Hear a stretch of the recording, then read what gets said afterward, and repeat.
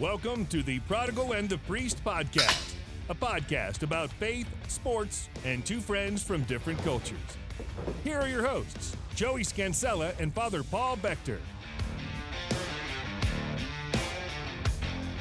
Hello, happy 2021. Hey, happy 2021, everybody. Is it off to a better start? I don't know. That feels pretty much on par with our original awkwardness for the intro. Yeah. I feel awkward because I haven't been here in so long that it's like I forgot how to put the headphones on and stuff. Yeah, or I bet you didn't even bring up your Stream Deck to be able to control sounds. No, I definitely didn't. But Yeah, I have yeah. that at the touch of a finger. Touch of the finger. Hey, what you been up to? So wait, back up, time out, back up. I anticipated at least, we had this plan set up, and I'm going to straight up call out Father Edwin Leonard, okay? Because we had this plan. We recorded enough through January 1st, and then I was like, I'm going to get with Father Edwin, and we're going to fill in that time that I was going to take off 1 week and then fill in that other week while you were vacationing for 2 weeks. Doing other things. Yeah. No, he wasn't. He was partially working. That's why I'm giving him a hard time. But I even got a graphic, which I'll toss on the YouTube for people, made with Father Edwin. And then he just ditched us. He was like, I don't know, he had a parish or emergency or this or that. And I'm like, the listeners are waiting. I mean, I had people. And they have been waiting since then? They have been. And I've had people be like, are you guys done recording forever? And it was kind of like, no, I don't think it's just like a one season. No. But then it was making me think on Apple iTunes, it says season 1. Is this like the season 2? Or do we wait until we hit a year mark and that's season 2? I would think we wait till we hit the year mark. Okay. I don't know if you want to start season 2 with the calendar year, I guess that makes sense. But I would think like a year mark, and I actually don't know. That's like spring sometime, right? Yeah. Yeah, I think we started in like March. Yeah.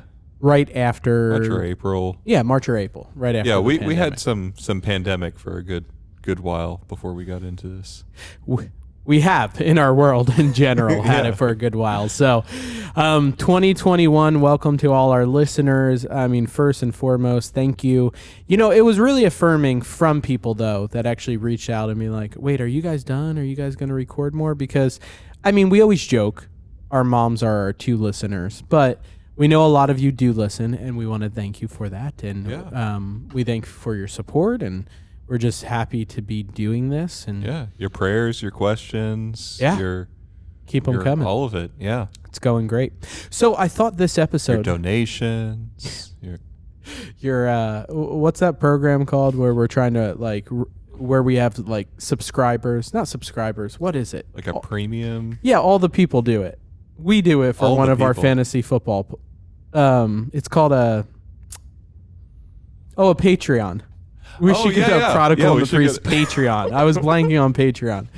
I had no idea what you're going for. It's all right. So we've lost all our chemistry. Yes, we have to build it back hiatus. up. So I was thinking for this episode that we give, being that it is January 19th, we record on the Tuesday, release tomorrow on the 20th. We're 20 days into the new year. Most people have already given up on their resolutions, and we talked a whole episode about that. Yeah, we did, way back in Advent. Yeah, but I want to give some hot takes for 2021. Ooh, okay. Can we do topics that I toss out a topic, me and you give a quick hot take? If I have anything, I'm sure you will, and we'll probably get through 1 or 2, even though I have 7 or 8 in my head. Like 25 minutes on one. Okay. Sound good? Yeah, let's do it. Hot Takes 2021. I wish we had a cool voice over there, but didn't have time, I have a 3-month-old baby. Complete this sentence. Hot take. The church in 2021 will be magnificent at saving souls. Magnificent at Okay, now explain it. It's the year of St. Joseph. Pope Francis proclaimed that. And yeah, and for all those people, and we all have time that we I feel like, critique the Pope over all the years, right? John Paul II has been critiqued. Benedict has been critiqued. Pope Francis has been critiqued. I mean, I felt like this came out of nowhere, and I'm excited. It did come out of nowhere. I'm excited, though. No, it's a good thing. Like I'm going to pop a question that was posed to me, and you probably have the answer, but name 3 other saints that are male fathers.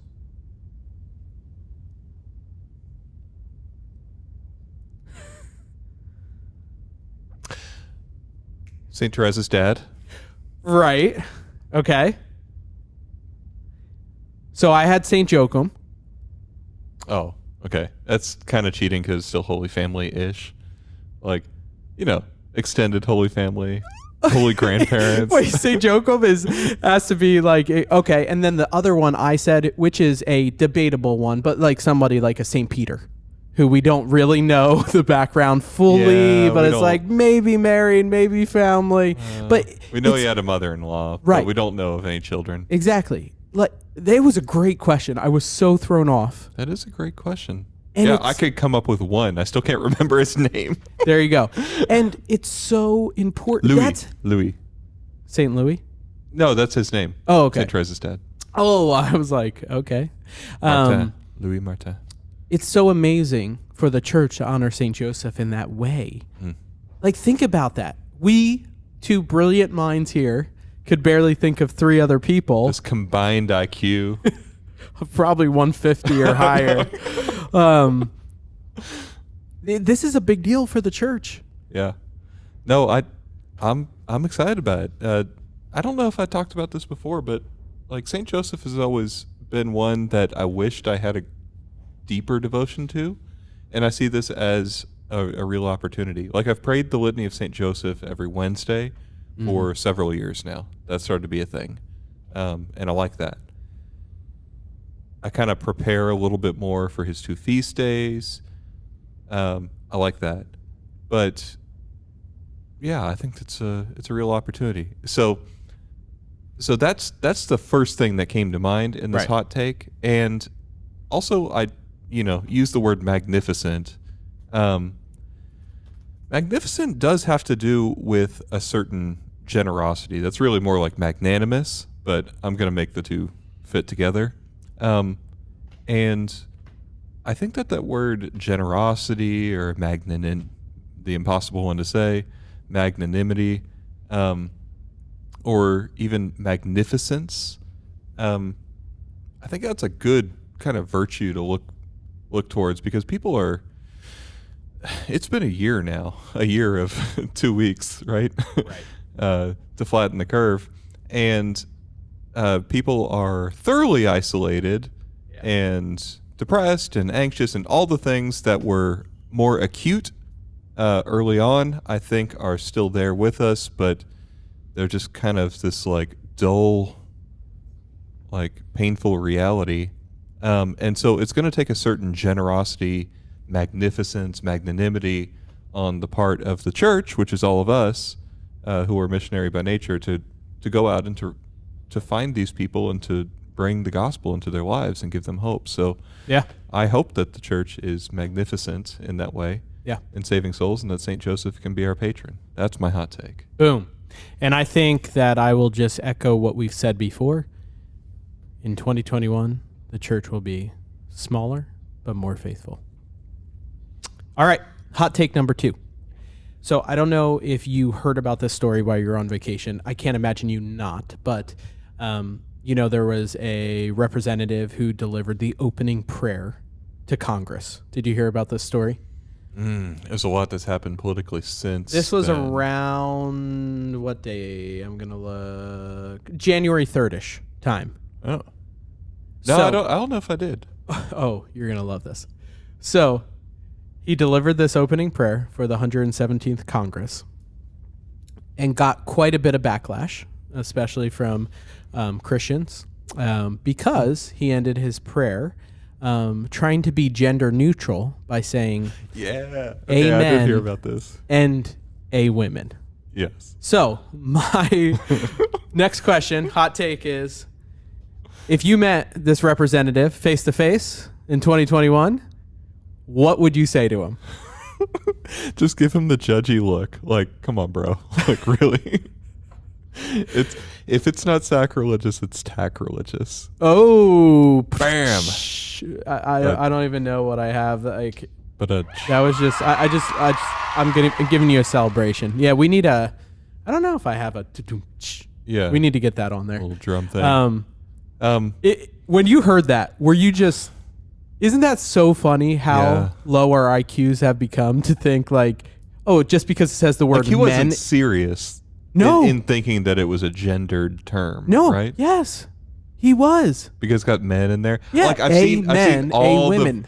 All like the it wasn't a variations joke. of like taking any word that could have anything like that and then changing it to sort of mock it.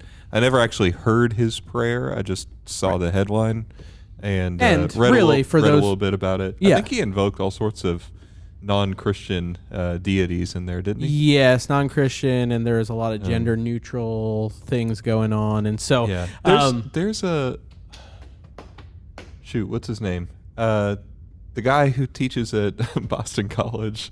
Peter Kreeft. Yeah. He wrote an intro book on logic. Yes or no? No, not that one. I don't remember. I thought we had to read one in one of our classes. We did too. I didn't thought take it was the yes class. or no. I took a different. Maybe. I took a different class, but I remember my classmates in seminary using that book, and in some of the first pages, maybe the very first page, he was like, "This is how I'm going to use language," and he had this long footnote defending like gendered language as not an exclusive thing, but as a normal and good thing. And it was just a delightful footnote because he was just like showing how impossible it would be when you start breaking words down into the right. Yeah. And just for those listeners, in case you don't know, Latin, so be it, amen. You know, Latin, the Latin translation of amen. Hebrew. Comes from Hebrew. Okay. Yeah. Well, translation is so be it. Yeah, it gets taken up into all other languages. Right. Yeah, it means so be it. Yeah, it has nothing to do with a man or a woman. So I would probably say to him, man, I don't know. I would be like, Representative, we all due respect, I don't know what was going on right there. So, yeah. Okay, next hot take 2021. I mean, man, our world, it's been a little rough since you've been gone. Just, the riots. I leave for 2 weeks. Look at what happened. Never again.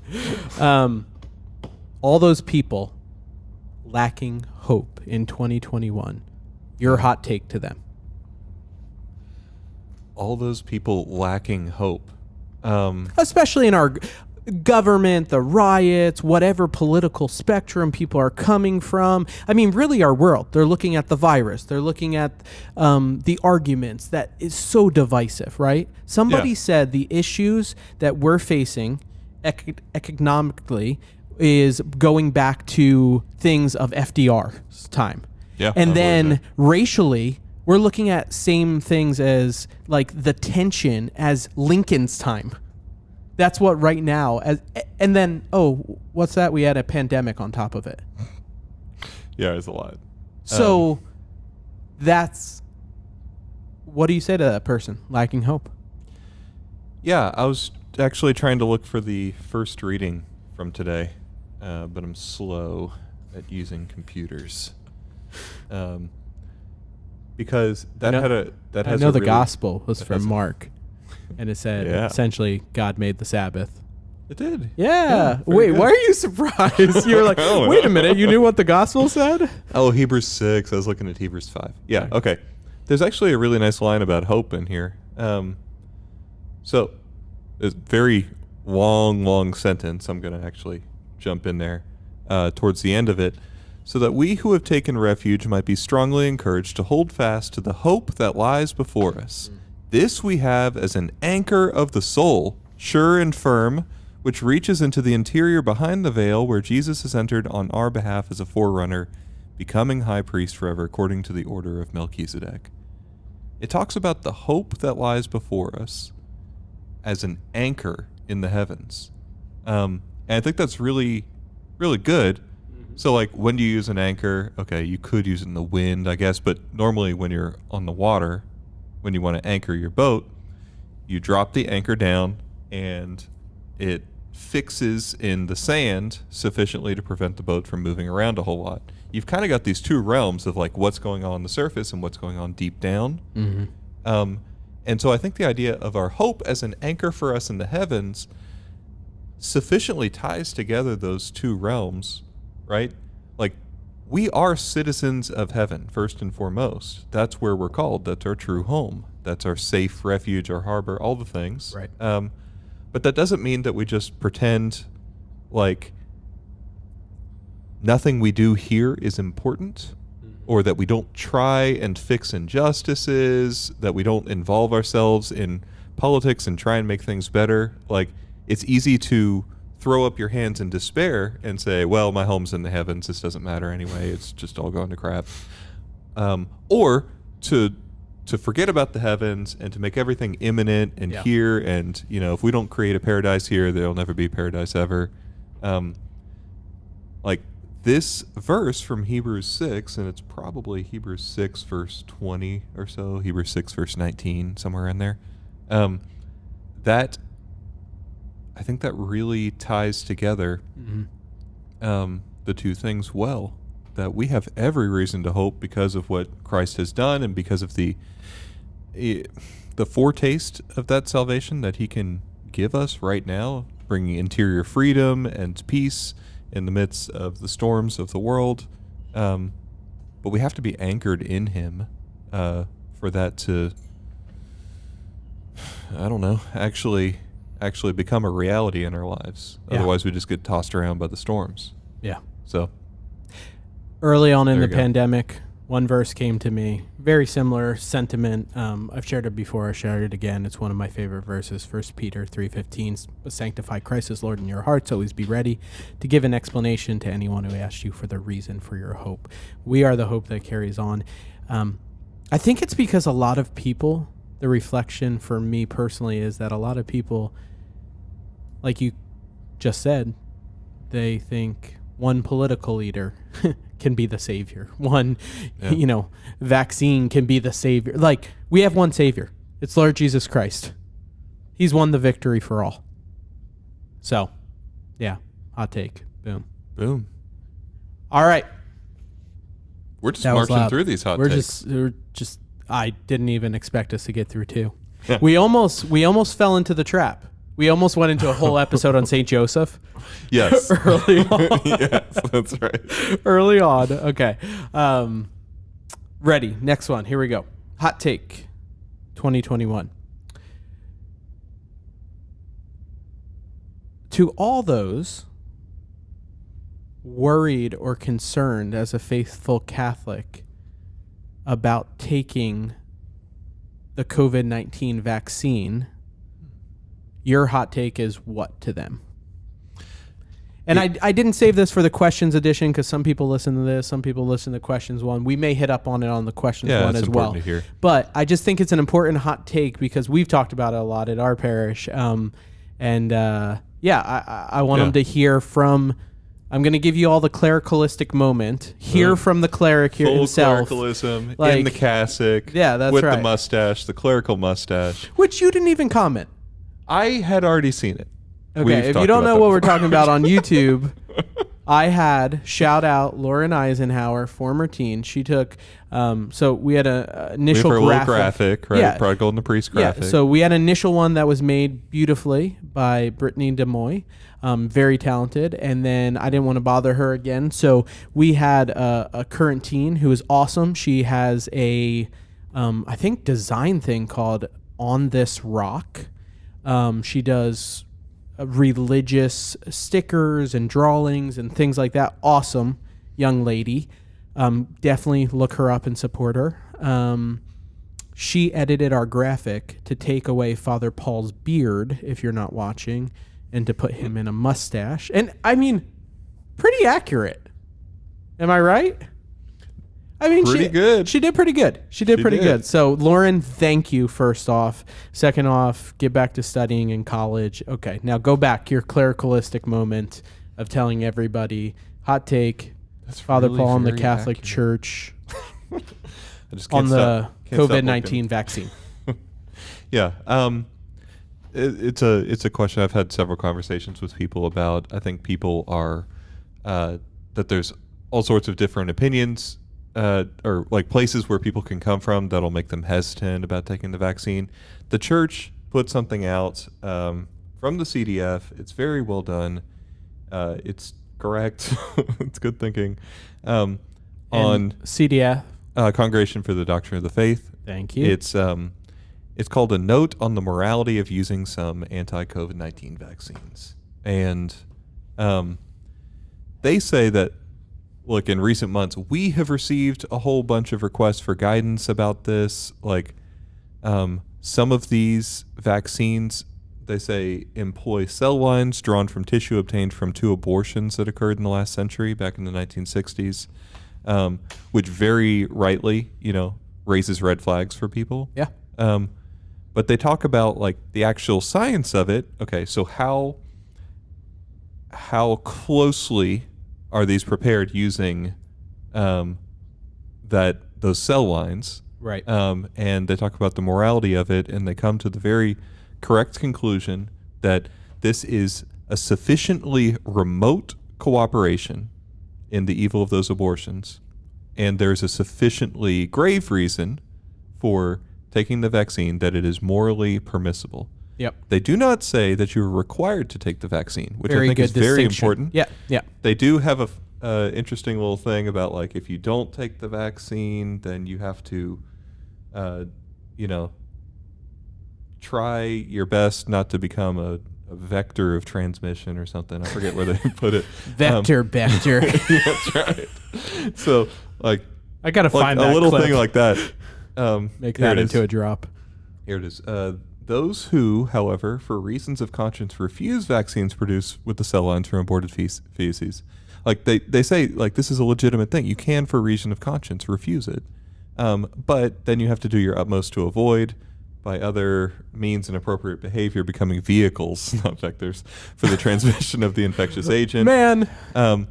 And so like, so anyway, quick takeaway is the Vatican put out a well-reasoned and correct. I hate to have to say like, I'm weighing in with all of my theological knowledge to tell you that the Vatican's one is correct, but I've had conversations where people were like, do you trust them on this? It's like, yeah, actually I do. And they lay out that, like, they show their work. Yeah. It makes sense. It's what I would have said. I've talked with other priest friends about this. Right. It's what we all would have said based on our moral theological training. So, yes, these vaccines are licit for Catholics to take. You are permitted to take them. There is good reason, it seems, to take them, but you are also not forced to go against your conscience and not take them, right, provided you do your best to avoid becoming a vector. I'm going to stick with that. Transmission. I love it. It's easy to find this document. You just search for CDF, Congregation of Doctrine of the Faith, vaccine, or Vatican vaccine. Yeah. There's some Vatican news articles. I think on the USCCB they linked it. Yeah, they must. Like, there's some summaries of it in case you don't want to read the whole thing. Pope Francis and Pope Emeritus Benedict just got it, which should tell you something about where the Catholic Church stands on this. So, yeah, be at peace regarding taking this from a Catholic moral perspective. Awesome. Cool. Yeah. Great. Yeah, I got nothing to add. Hot take. The 4 big sporting events champions for 2021. So we got football coming up.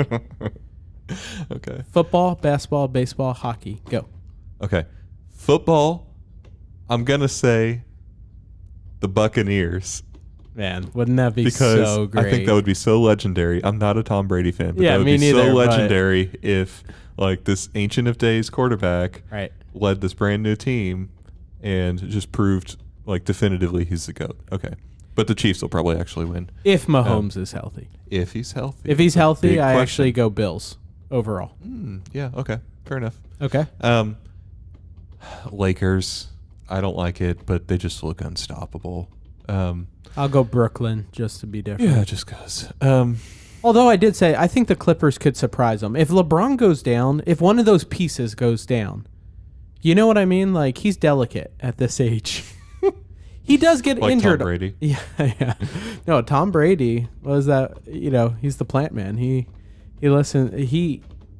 apparently eats like no sugar in his body. TB12. He's got the whole TB12. plan. Well, we should try it for 2021. Yeah, instead of Exodus 90 for Lent, do like TB12. Exodus 90 is nothing. TB12, people, come on. Okay. Which one's next? Hockey or baseball? I never know hockey is next. Okay. Stars. Dallas Stars. Nice. They've come close. You know nothing else about hockey. No, I know that they made the playoffs, and I know the Golden Knights are very good. The Blues are very good. Yeah. I don't Tampa know. Bay is still good. Who won this? Oh, yeah, year. that's right. Yeah, They're the ones the that actually won Bruins. last time. Yeah, no. You were accurate Stars, on those others. I'm going to put the Stars out there. And baseball. Baseball, not the Rangers. I don't know. Could this be the Yankees' year? I always feel like throwing you a bone when we talk baseball. Could this has be the to Yankees? Come on. year? They just re-signed DJ LeMahieu. So. Okay, it's big. Yeah. So I don't know if any like super team stuff in baseball at this point right now. Yeah. I haven't followed it since the end of the World Series. Right. Oh, back up. For wishful thinking, I'll take the Stars because I think that's exciting, but I think it's going to be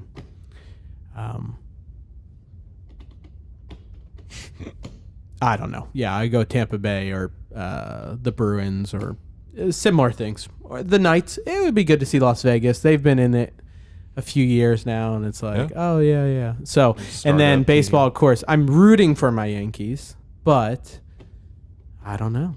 It's going to be interesting. Dude, maybe this is the year that the Astros come back and prove that they can, do this without cheating.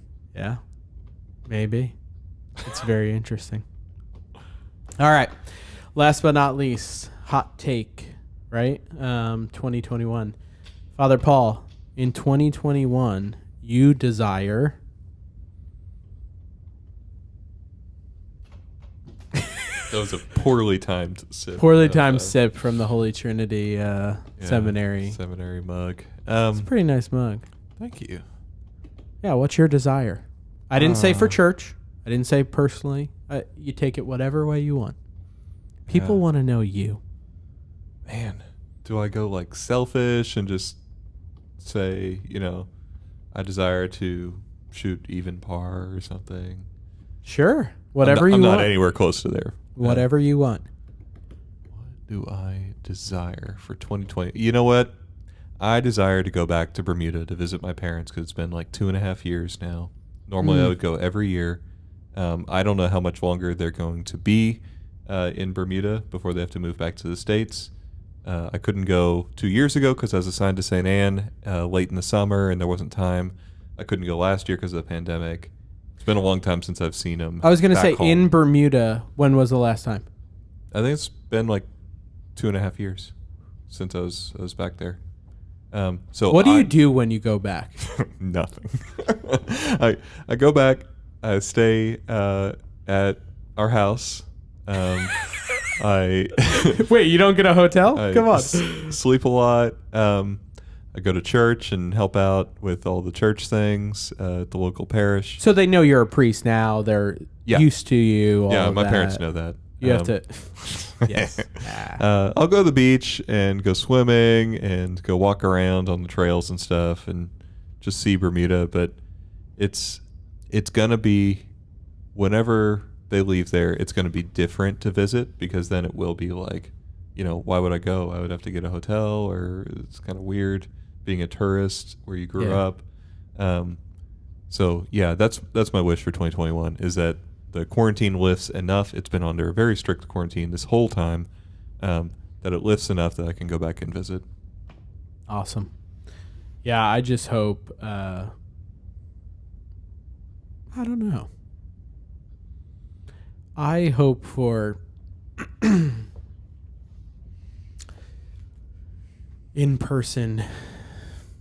more in-person events You know, I don't know. Youth ministry. Yeah, youth ministry, all of it. Children's My son, he goes, you know, able to go back to hockey, and my daughter's thinking about playing, you know, soccer, and that, you know, just there's some normalcy restored to people, and that, especially for your kids. Yeah.